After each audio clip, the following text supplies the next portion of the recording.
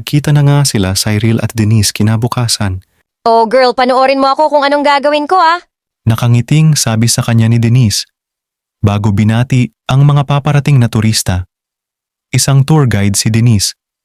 At halos kabisado nito ang mga tourist place dito sa Pilipinas dahil naikot na nito ang Pilipinas. Pagkalipas ng ilang oras sa pag-iikot ay natapos na rin ni Denise ang kanyang trabaho. Ano girl, di ba madali lang? Sabi sa kanya ni Denise at umupo sa tabi ni Cyril. Madali lang naman pero magkano ba ang sahod dito? Tanong agad ni Cyril. Ang pinakamababa kong sahod dito ay 30K per month. Pero kung masipag pa, pwedeng mas higit pa dyan. At saka girl, ilang oras lang naman ng trabaho eh. Kaya pwede ka pang kumuha ng ibang customer pagkatapos mo. Ang maganda pa dito ay libre ka sa lahat at nakakapasyal ka pa, di ba? Mahabang paliwanag ni Denise. Pumayag naman si Cyril sa trabahong alok sa kanya ng kaibigan na si Denise. Kaya pinakilala siya nito sa amo nila na si Anton Lim. Magsimula ka muna bilang trainee, Miss Cruz, para malaman mo ang mga dapat gawin. Nandyan naman si Denise para gabayan ka. Well, welcome to Camp Tour, Cyril. Bati ni Anton kay Cyril at nakipagkamay na siyang agad namang tinanggap ni Cyril ng nakangiti. Lumipas ang 4 na buwan ay napapansin ni Denise ang pagbabago sa katawan ni Cyril, maging ang pabago-bago nitong mood at ang pagtakaw sa pagkain nitong mga nakaraang buwan. Girl, tumataba ka ata. Nagtatakang tanong ni Denise habang pinagmamasdan ng mabuti ang kaibigan. Naestatwa naman si Cyril sa narinig at may napagtanto. Oh shit! Angil nito at napatakbo sa malapit na drugstore. Hoy gaga, ano yan? Bakit 2 lines yan? Gulat at hindi makapaniwalang pumasok si Denise sa CR kung nasaan si Cyril na hindi makagalaw habang tinitingnan ang resulta ng PT. Dali-dali namang inangat ni Denise ang damit ng kaibigan at nakita ang paumbok na nitong tiyan. Ba't hindi ka nagsasabi? Buntis ka pala. Sermon nito, hindi pa rin makakilos si Cyril at para bang ayaw maniwala sa nalaman. Napapailing naman si Denise habang tinitingnan ang kaibigan na nakailang ulit na ng pagtest sa PT pero iisa lang ang resulta. Nagpa-check up ka na ba girl? Kunot noon itong tanong at pinapakalma ang kaibigan. Muli itong napabuntong hininga at inalalayan ang kaibigan. Sinamahan niya itong magpa-check up hanggang sa nalaman nga nilang 4 na buwan ng buntis si Cyril. Para namang gumuho ang mundo ni Cyril sa nalaman. Hindi niya inaasahang mabubuntis. Siya nung isang gabing nagpakalasing siya. Nabuntis siya ng isang estranghero na hindi niya maalala ang mukha. Tanging pangalan lang nito ang nalaman niya. Pagkalipas ng ilang buwan ay lumalaki na ang tiyan ni Cyril. Kaya nalaman din ng amo nila na si Anton na buntis ito pero hindi iyon naging hadlang kay Cyril para magtrabaho. Hindi niya rin sinabi sa pamilya niya na buntis siya. Tanging ang kaibigan na si Denise at ang mga katrabaho niya lang sa camp tour ang nakakaalam. Naging malapit naman sila, Cyril at Anton, hanggang sa manganak si Cyril ay nakaalalay sa kanya sila, Denise at Anton. Congrats lalaki ang anak mo girl. Anong ipapangalan mo? Alexander, isusunod ko sa pangalan ni Itay. Pinagmamasdan ng mabuti ni Cyril ang anak niya na mahimbing ang tulog habang buhat-buhat niya. Napakagwapo nito at masasabi mo agad na may lahing banyaga dahil sa tangos ng ilong at maputi at namumula nitong balat.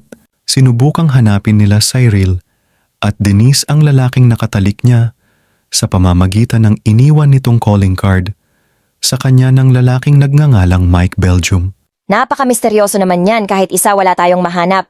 Dismiyadong sabi ni Denise, kaya naisipan ni Cyril na bumalik sa lugar na iyon para magtanong-tanong at hanapin ang ama ng anak niya. Sa ilang araw niyang pagtatanong, tanong at pabalik-balik sa bar at sa hotel, kung saan nakita niya ang lalaki, ay muli niya itong nakita. Pero maraming bodyguard at may isang babae itong kasama. Naghanap siya ng pagkakataon para makausap ito hanggang sa nabigyan siya ng pagkakataon at mabilis niyang naisara ang elevator. Kaya ganun na lang ang taranta ng mga bodyguard na kasama nito. Wow, really, that was cool. Manghang sabi nito at pansamantalang nawala ang pagkaseryoso at ang pagod sa mukha nito. Mr. Belgium, you have a son, and his name is Alex.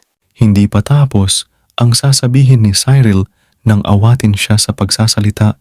What, wait? Naguguluhang tanong nito dahil ang akala niya ay nandito ang babae para magsaya kasama siya. I thought we have some more fun, but you tell me I have a son? To you? Natatawa at hindi nitong makapaniwala. Kinalabutan naman si Cyril sa inakto ng lalaki at napayakap sa sarili. Bastos! Fine if you don't believe me, then don't. I don't need you. We don't need you. Tsk, bakit ba kasi pumunta pa ako dito?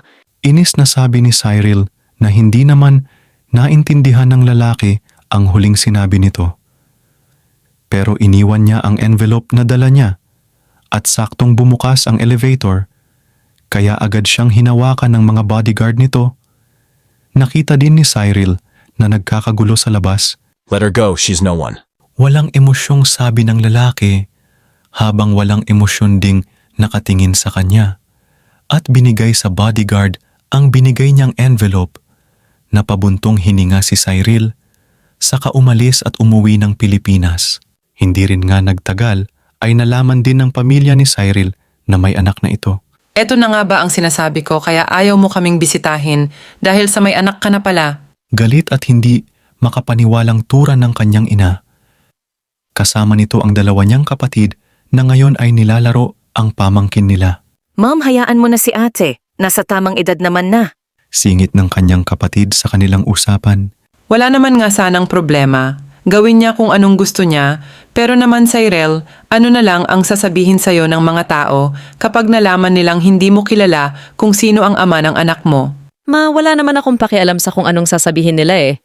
Hindi rin nga nagtagal ay natanggap na rin ng kanyang ina ang sitwasyon niya at pinipilit pa nitong dito na muna tumira sa kanya para may magbabantay sa apo niya.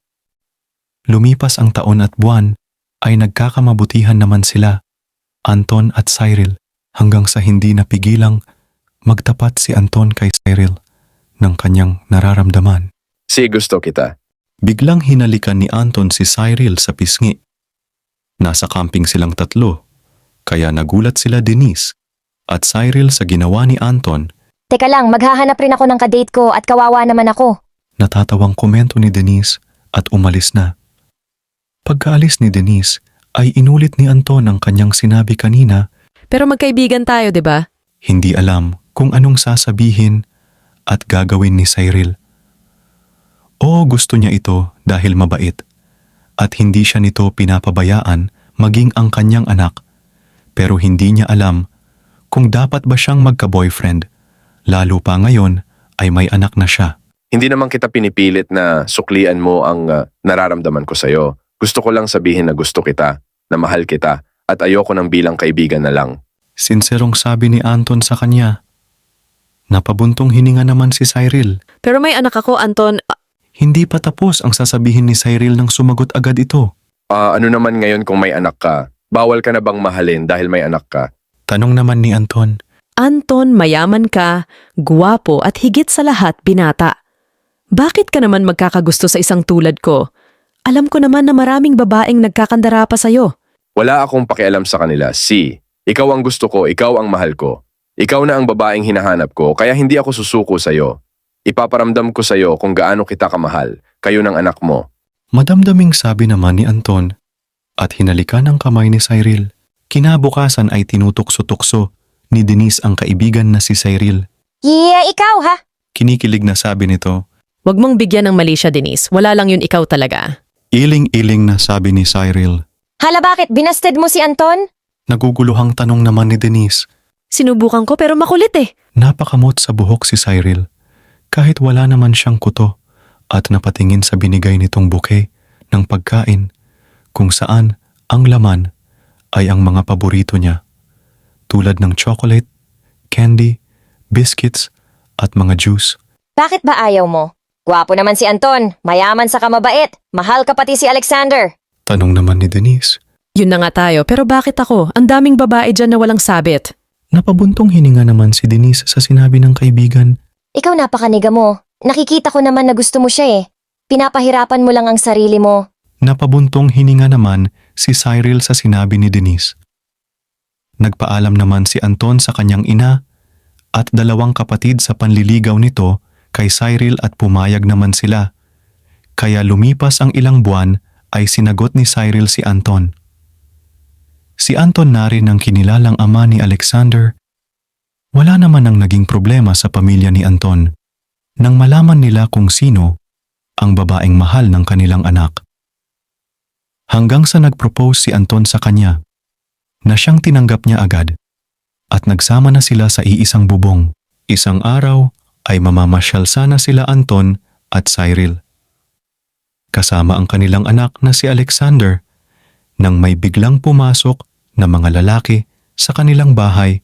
Cyril, long time no see, babe. Nakangiting bati sa kanya ni Mike at napatingin sa anak niya. Nang sinubukang kunin ng bata sa kanila, ay nanglaban si Anton.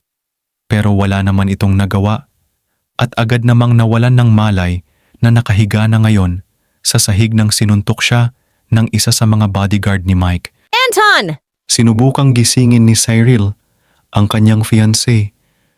Pero bigo siya hanggang sa nakuha sa kanya si Alexander. Mommy, Daddy. Iyak ng bata pero wala itong nagawa. Alex, anak! Hayop ka? Bring back my son! Hinawakan naman siya ng mga bodyguard. I never thought I really have a son. Nakangiting sabi naman ni Mike. Napatingin naman si Cyril sa kasama nitong medyo may edad na babae. Ito ang babaeng nakita ni Cyril na kasama ni Mike noon. Hello, dear. I'm Margaret, mother of Mike and a queen. Hence your son will be the future king of my country. Naguguluhan naman si Cyril sa sinabi nito at masamang tiningnan si Mike. Hindi naman nakaligtas kay Mike ang suot nitong singsing kaya napatingin ito sa lalaking nakahiga sa sahig kaya napangisi siya.